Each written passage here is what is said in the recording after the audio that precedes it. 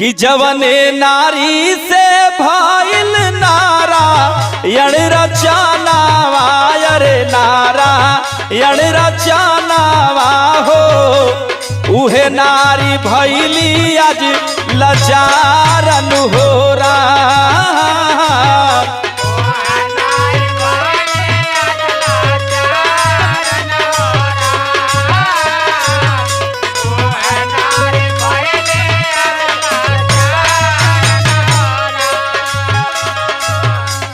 बच्चा। हाँ बाबा। ये दुनिया में लोग कहेला कि भगवान से बड़ा माई बाबू होलन, कब्बो माई के दुख ना देव के चाहे का केहू आज मारेला केहू गरियावेला केहू गरियावेला